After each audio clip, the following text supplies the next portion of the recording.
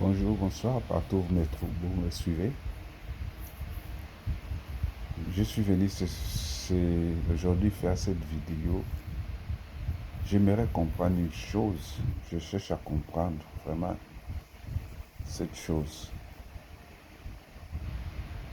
Ça, c'est une impression personnelle. J'ai l'impression que ceux qui combattent le pouvoir de Félix Tshisekedi, ce sont les Louba, ce sont les Kassaï. Je ne suis ni xénophobe, ni tribaliste ou tribal, mais c'est un constat. En tant qu'analyste politique, en tant qu'analyste de la vie sociale au Congo, j'ai du mal à comprendre cet état des choses. À l'époque du président Mobutu, nous avons remarqué certaines choses, nous avons vu certaines choses, que c'est naturel. Mobutu était de l'Équateur et à l'époque de Mobutu, qui était de l'Équateur, bien qu'il n'était pas tribal, mais la majorité des personnes qui étaient privilégiées pendant son règne, c'était les gens de sa région. Bien sûr, c'est le bonheur ou bien était réservé à tout le monde. Mais ceux qui avaient vraiment la priorité, ceux qui avaient vraiment cette capacité d'avoir une ouverture facile, c'était les gens de l'Équateur. Nous avons vu les Babimba Saolona, tous ces gens-là qui avaient l'argent, la majorité était de l'Équateur, ou bien les proches de Mobutu, ou bien les gens de sa région, sa tribu, surtout dans l'armée, dans la sécurité, c'était ces gens. Les Bangwanda, dans l'armée, certains officiers étaient de l'Équateur. Quand Mouzé arrive, c'est un Swahiliphone et nous avons connu le règne de Swahili dans ces pays. Et ce règne a été confirmé pendant la période de Joseph Kabila. Pendant la période de Joseph Kabila, la langue dominante n'était presque plus le Lingala, c'était le Swahili. Ça veut dire que les Swahili étaient maintenant des privilégiés parce que c'est celui qui était au pouvoir, celui qui dirigeait son entourage, était composé de Swahiliphones. Donc c'était des privilégiés. En fait, la nature elle-même fait que si quelqu'un a un pouvoir, quelqu'un est bien assis, quelqu'un a une autorité, et ce pouvoir, cette autorité, cette richesse profite aux gens de son entourage, de sa région, de sa tribu ou bien de sa maison. C'est naturel. Quand nous voyons dans certaines églises, et on voit ces choses-là surtout quand on vit à l'étranger. Quand on vit à l'étranger, par exemple, vous avez une église où le pasteur, par exemple, est congolais, vous allez constater que 80% des fidèles de cette église seront des Congolais. Les autochtones seront là, mais la majorité des fidèles vont suivre la nationalité ou l'ethnie du leader.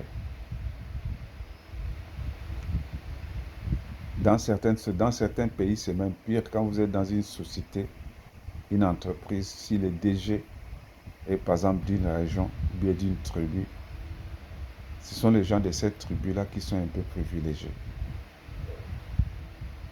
Et il suffit seulement d'être de cette tribu, vous avez une assurance d'avoir un emploi. C'est comme ça. C'est naturel. Et si au début de ma vidéo, je pris cette question, est-ce que les Louba où les Kassaïens combattent-ils le pouvoir de Félix Tshisekedi? C'est une question. Mais en tant qu'un observateur, si je peux avoir une réponse, je dirais peut-être oui.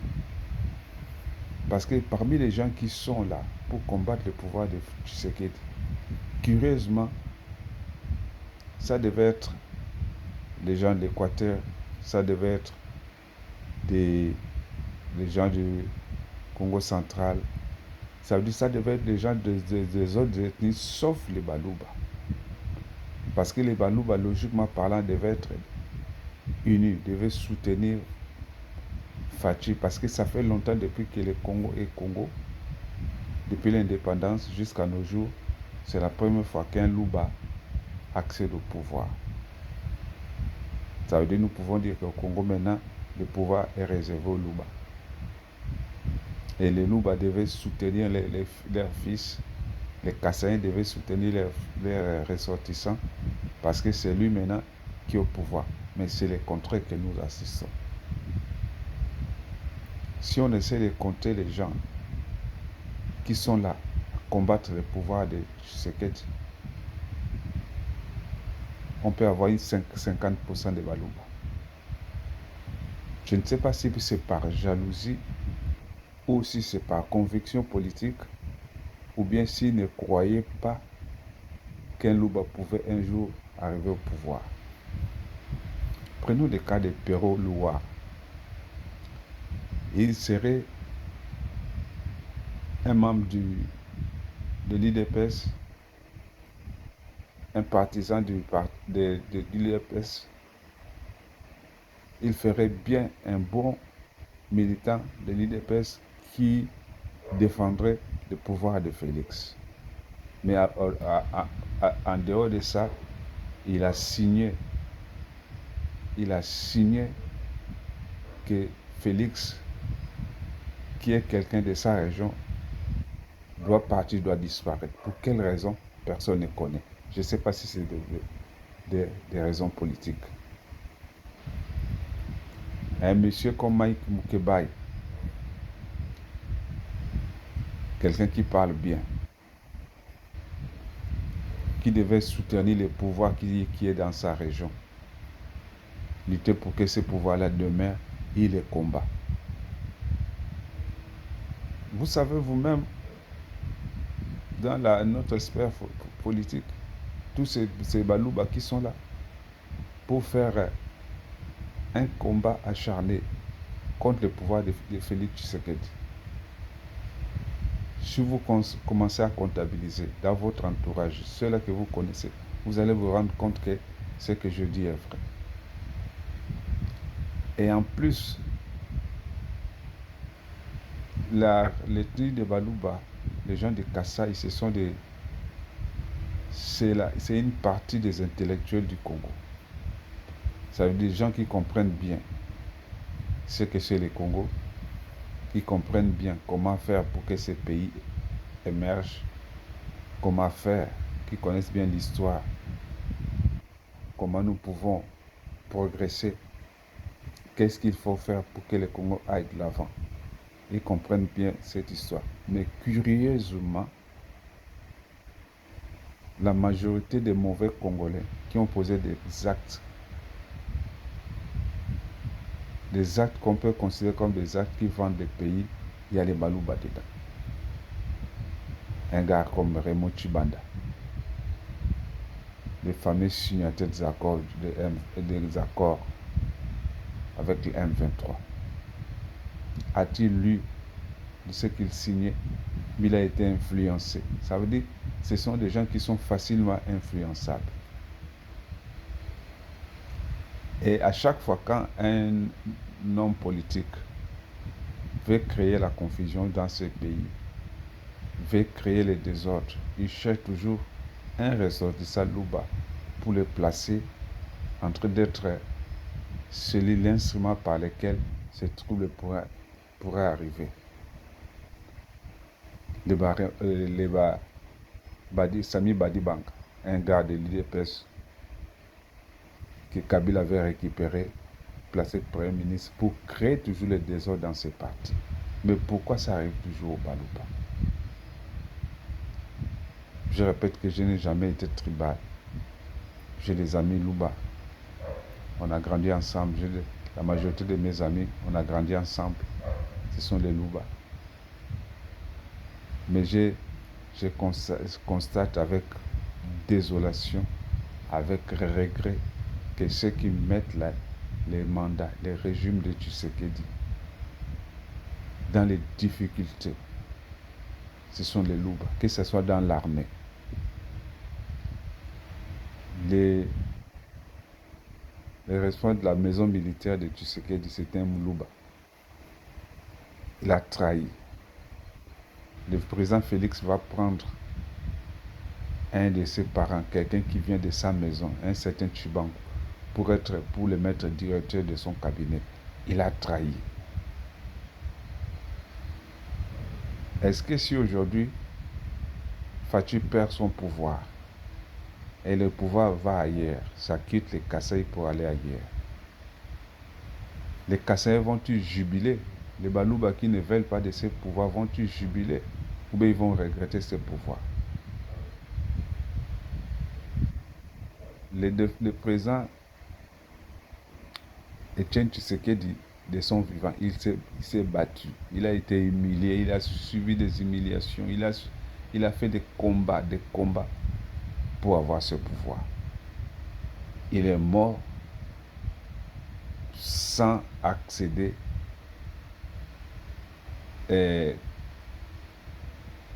dans ce trône-là, si je peux bien le dire. Il est mort comme ça, sans pouvoir arriver à s'asseoir sur ce trône qu'il a tant convoité.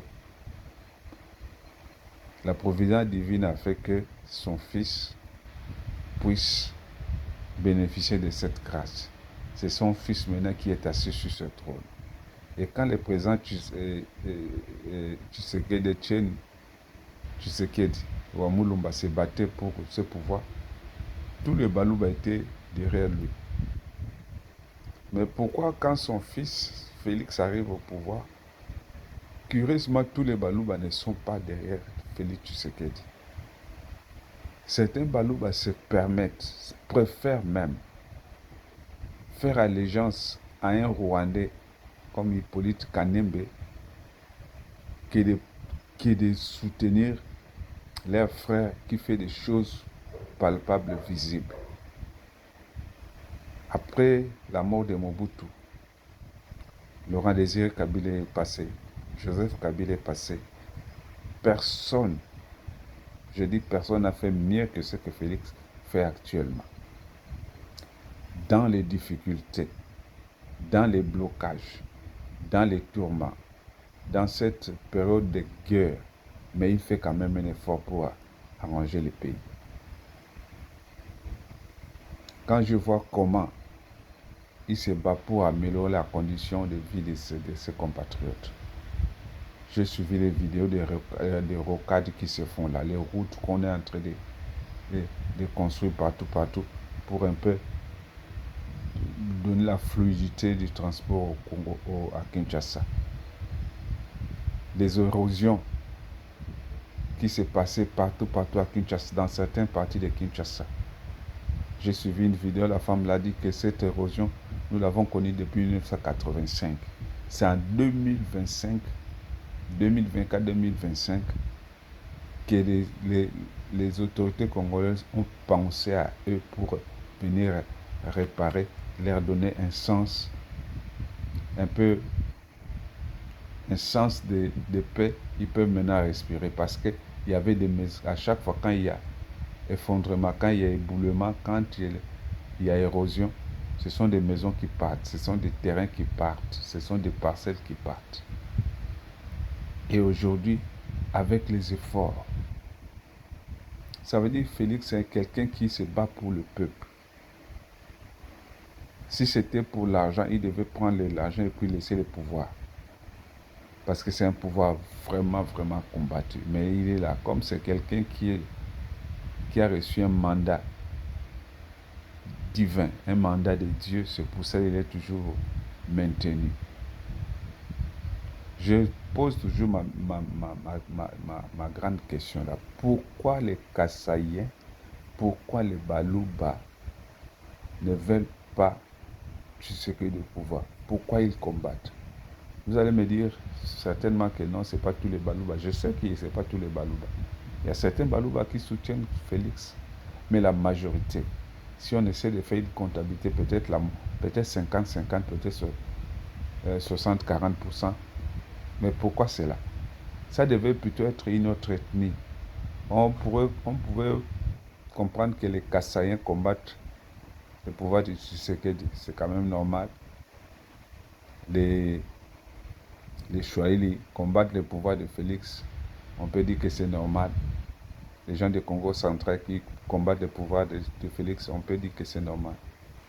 Mais quand ce sont les Kassaïens qui se lèvent, qui font des fronts, même parmi les gens qui sont partis à Nairobi, plein de Kassaïens là-bas, et des Kassaïens qui se permettent de prendre des responsabilités, des engagements pour venir renverser Félix. C'est quand même triste et c'est difficile à comprendre. Et si un Kassaïen si les Kassaïens peuvent me répondre en commentaire dans ma vidéo, je serais content de faire une autre vidéo pour dire que je me suis trompé pour ce sujet. Parce que cette vidéo, c'est un constat que je fais. Ce que je vois avec mes yeux, ce que je vis sur le terrain, même dans la vie de tous les jours. J'ai eu à discuter avec un monsieur, un Kassaïen, lors du premier mandat de Félix.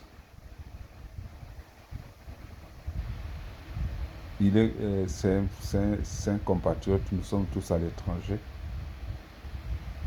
Quand tu parles du mal de Félix, et quand lui, il rêve, c'était lors du premier mandat, qu'il rêve du changement, de la chute de Félix pour qu'un autre, un gars du PPR de Boukapila lui-même revienne au pouvoir. Je lui ai posé la question, tu es de quelle ethnie? Oh, je suis Louba. De Louba, de quel côté? Je suis de Kassai.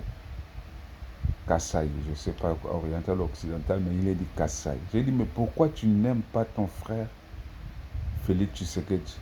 Est-ce que tu as eu un jour avoir des problèmes avec lui?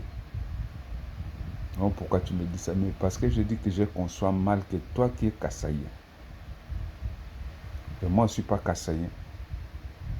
Moi, je suis de la Tchopo là-bas. Je ne suis pas Kassaïen.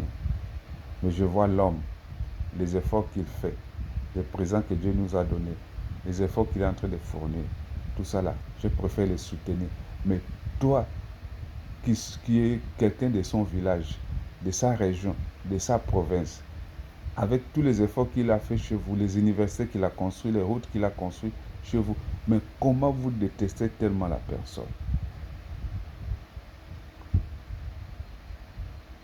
Voilà pourquoi on dit que si un jour quelqu'un dit qu'il a compris les Congolais, c'est qu'il n'a rien compris. Les Congolais, c'est comme une équation. C'est comme une boîte de Pandore. Il faut ouvrir pour comprendre les choses qui se passent dedans. Dans l'armée. Dans l'armée. Combien de Kassaïens n'ont pas déçu, n'ont pas été parmi les traîtres? Au fond, là-bas, les généraux qui ont abandonné les armes, combien de Kassaïens sont dedans? Ceux qui partent à l'opposition, ceux qui suivent Kabila comme des suivistes, comme des porteurs de mallettes, tout ça là. Combien de Kassaïens sont dedans? Voilà un peu. C'était la préoccupation que j'avais. Ça m'a vraiment beaucoup fait réfléchir. J'aimerais comprendre. Dites quelque chose en commentaire. Peut-être c'est moi qui ai mal compris. Partagez cette vidéo aussi à d'autres qui vont aussi réfléchir comme moi. Partagez cette vidéo. Et c'est pour ceux-là qui ne se sont pas encore abonnés à ma chaîne, abonnez-vous. Nous allons toujours continuer à parler du pays. Likez. Plus vous likez mes vidéos, plus vous vous abonnez. Ça me permet toujours d'avancer, d'avoir toujours le temps et une bonne position à YouTube pour parler de mon pays. Et pour finir, je dis que je ne suis jamais tribaliste. Les Baluba, ce sont mes frères. Les Bakongo, ce sont mes frères. Les Choueli, ce sont mes frères.